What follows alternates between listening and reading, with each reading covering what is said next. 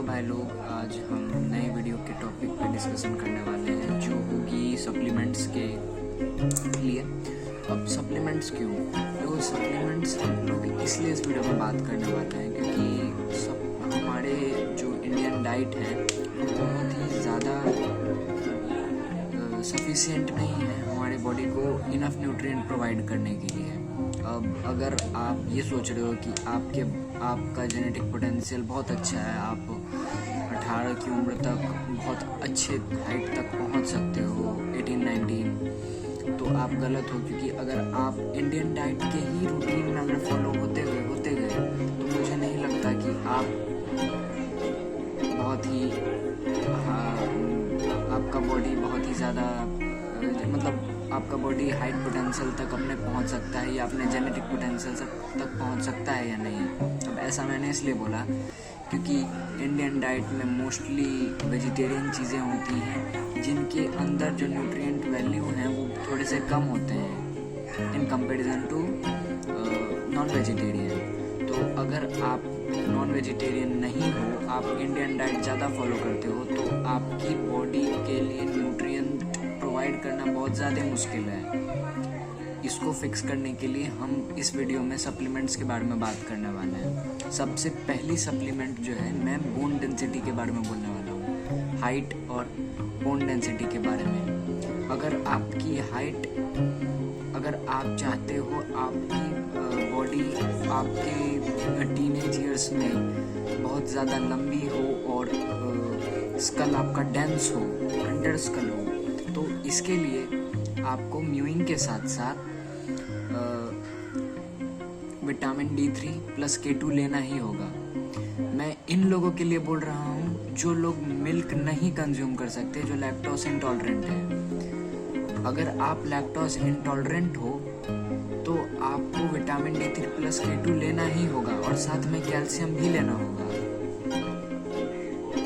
लेकिन अगर आप लैक्टोज इंटॉलरेंट नहीं हो, आप कंज्यूम कर सकते हो मिल्क, तो आप अच्छे खासे अमाउंट में कंज्यूम करो, लेकिन साथ में आपको विटामिन K2 या विटामिन D3 प्लस K2 आपको फिर भी चाहिए, क्योंकि K2 हमारे इंडियन डाइट में उतने अच्छे से इंक्लूड नहीं हो पाती, even if you consume milk also.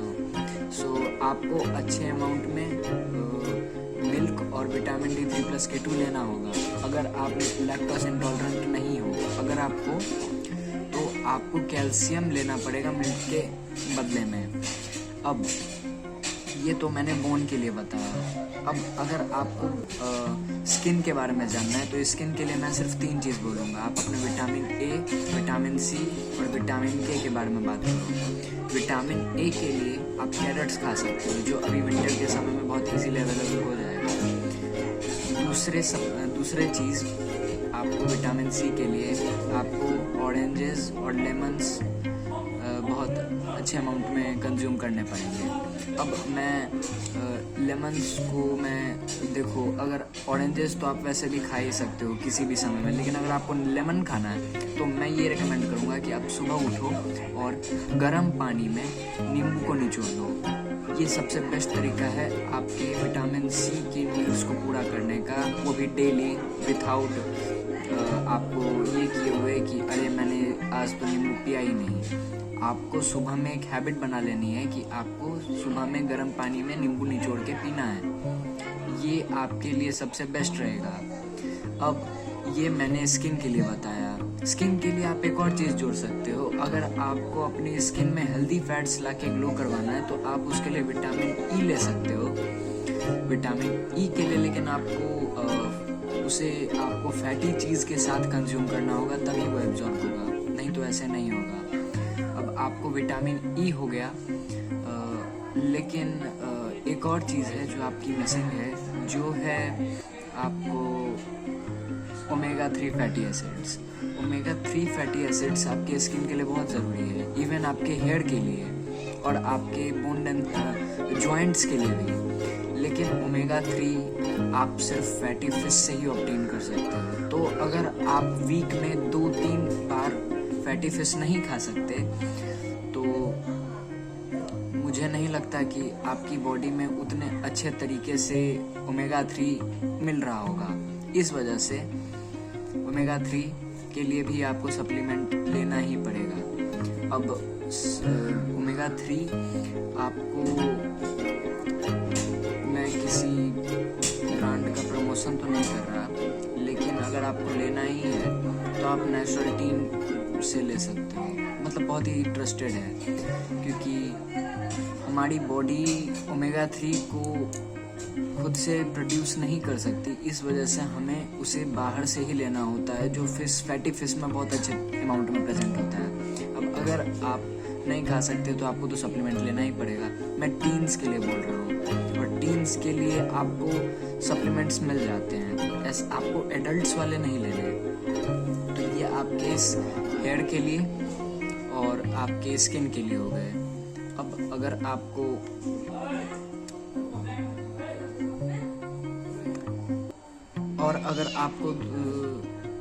अपने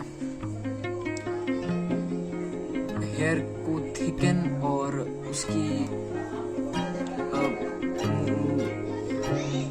अगर आपको उसको थिकन और थोड़ा सा उसको अपने बाल को नेचुरली मोर डेंस करना है, तो उसके लिए आप बायोटिन और मल्टीविटामिन ले सकते हो। देखो, मल्टीविटामिन के बहुत सारे बेनिफिट्स मिल सकते हैं, लेकिन मल्टीविटामिन मेरे हिसाब से आपको टीनेज में कंज्यूम नहीं करना चाहिए, मेरे हिसाब से, क्योंकि टीनेज में मल्टीविटामिन्स बहुत ज़्यादा हो जाएंगे। अगर आप ये इतने चीज़ कंज्यूम कर ही रहे हो तो मल्टीविटामिन आप ना ही लो तो बेहतर है। तो क्योंकि मल्टीविटामिन में भी ये सारी चीज़ें होती हैं प्लस बायोटिन, तो आपको मल्टीविटामिन आप ना ही लो, लेकिन उसके बदले आप बायोटिन ले सकते हो हेयर के लिए।